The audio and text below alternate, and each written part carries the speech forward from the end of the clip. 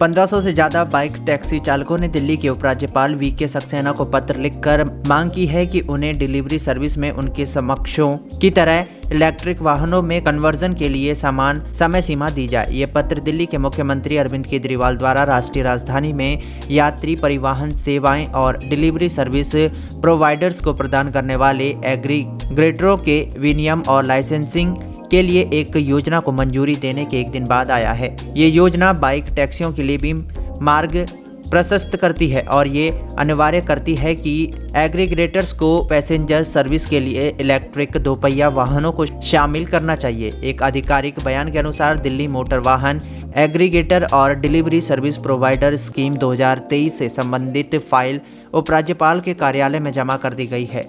ड्राइवरों द्वारा लिखे गए पत्र के अनुसार योजनाओं में अनिवार्य रूप से कहा गया है कि दिल्ली में सिर्फ इलेक्ट्रिक बाइक टैक्सियों को चलाने की अनुमति दी जाएगी और अन्य ईंधन प्रकार की बाइकें टैक्सियों का संचालन अवैध हो जाएगा। उक्त योजनाओं को अधिसूचित करके सरकार हमारी आय का एकमात्र स्रोत पर रोक लगाएगी, जो न सिर्फ मेरा बल्कि मेरे पूरे परिवार का भरण पोषण करता है। ये पत्र केजरीवाल, भाजपा सांसद गौतम गंभीर और परिवहन मंत्री कैलाश गहलोत को भी भेजा गया है। इसमें कहा गया है कि एक बहुत ही दुर्भाग्यपूर्ण निर्णय होगा, क्योंकि ऐसे परिदृश्य में बड़े पैमाने पर बेरोजगारी की स्थिति हो सकती है, जहां मुद्रास्फीति पहले से ही इतनी ज्यादा है और मेट्रो शहरों में जीवित रहना मुश्किल हो गया है। इस कठिन समय में एक सभ्य आजीविका बनाए रखने के लिए हम में से ज्यादातर के लिए बाइक टैक्सी चलाना हमारी आय का एकमात्र स्रोत है। यहाँ तक कि जो ड्राइवर फूड डिलीवरी और बाइक टैक्सी दोनों पर निर्भर हैं, उन्हें अपनी आय का आधा हिस्सा खोना होगा, क्योंकि फूड डिलीवरी सिर्फ भोजन करने के समय के दौरान ही हमें रोजगार दे पाता है।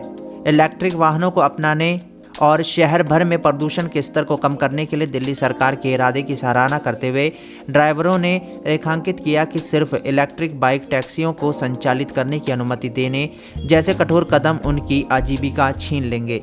उन्होंने आगे कहा, हम अनुरोध करते हैं कि नीति सभी बाइक के लिए समान रहेंगे। यदि किसी बाइक को सामान, भोजन, किराने का सामान आदि पहुंचाने जैसे वाणिज्यिक कार्य करने के लिए सड़क पर चलने की अनुमति हो, तो उसे बाइक टैक्सी के रूप में भी अनुमति दी जानी चाहिए। यदि तर्क ईवी में कन्वर्ट करने का है, तो हम अनुरोध करते हैं कि हमें ईवी में परिवर्तित करने के लिए वही समानता और समय सीमा दी जाए जो डिलीवरी क्षेत्र को प्रदान की गई है। ये देखते हुए कि यात्री सेवाओं, विशेषकर बाइक के लिए ईवी इकोसिस्टम अभी तक परिपक्व नहीं हुआ है। उन्होंने कहा कि बाजार में ऐसे कई विकल्प उपलब्ध नहीं हैं जो बैटरी बैकअप और चार्जिंग स्पीड, बुनियादी ढांचों की सीमाओं के कारण बाइक टैक्सी संचालन का समर्थन कर सके।